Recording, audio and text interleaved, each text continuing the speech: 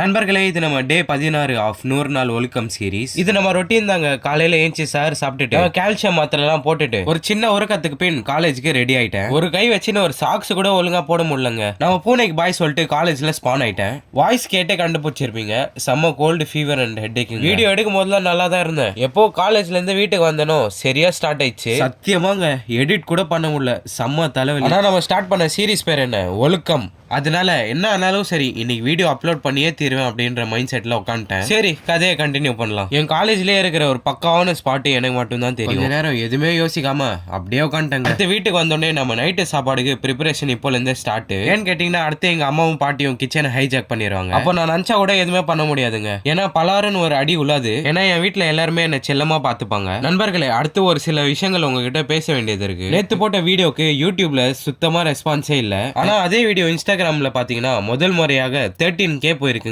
நீங்க இன்ஸ்டாகிராம் யூஸரா இருந்தீங்கன்னா அப்படியே யூடியூப் போயிட்டு ஒரு சப்ஸ்கிரைப் தட்டி விட்டுருங்க ஃப்ரெண்ட்ஸ். எனக்கு ரொம்ப ஹெல்ப்ஃபுல்லா இருக்கும். சரி, மறுபடியும் கதைக்கு வரும். நம்ம நண்பர் வீட்டுக்கு வந்திருந்தாரு. அவரை தட்டி விட்டு வீட்டுல இஃப்தார் ஸ்நாக்ஸ் ஆன சிக்கன் சீஸ் ரோல் செய்யலான்னு ஒரு முடிவு எடுத்து அதோட சாமாகிரி வாங்க கடைக்கு வந்துட்டேன். வாங்கி முடிச்சுட்டு போற வழியில நம்ம லேக்கு இதுல என்ன பண்ணுனா, அந்த சைடு ஒருத்தர் நம்பர் 1 போயிட்டு இருந்தாரு. நான் வீடியோ எடுக்கிறது அவர் தான் எடுக்கிறேன்னு சொல்லிட்டு பாதிலேயே நிப்பாட்டிட்டு ஓடிட்டாருங்க. அப்படியே வீட்டுக்கு வந்தோடனே ப்ரிப்பரேஷன் ஸ்டார்ட் ஆயிடுச்சு. அடுத்து நான் என் டியூட்டிக்கு இறங்கிட்டேன். அது என்ன வேலைன்னா, இந்த ரோல் எக் டிப் பண்ணிட்டு பிரெட் கிரம்ஸ்ல போட்டு வைக்கிறது தான் என் வேலை. கொடுத்த வேலையை கரெக்டா செஞ்சு முடிச்சுட்டு பிரேக் பண்ண உட்காந்துட்டேன். சிம்பிளா ஒரு பவுல்ல நோம்பு கஞ்சி, ஒரு பனானா, நம்ம கையால செஞ்ச மில்க் ஷேக்குங்க. அடுத்து நம்ம சிக்கன் சீஸ் ரோல் எல்லாத்தையுமே செஞ்சு முடிச்சிட்டேன். இப்போ இது ஃப்ரை பண்ணிடணும். நான் வந்து என்னோட 2 பீஸ் வந்து ஏர் ஃப்ரை பண்ணிக்கிட்டேன். எப்படி பக்காவா இருக்கா? டேஸ்ட்டும் அதுக்கு ஏத்த மாதிரி பயங்கரமா இருந்துச்சுங்க.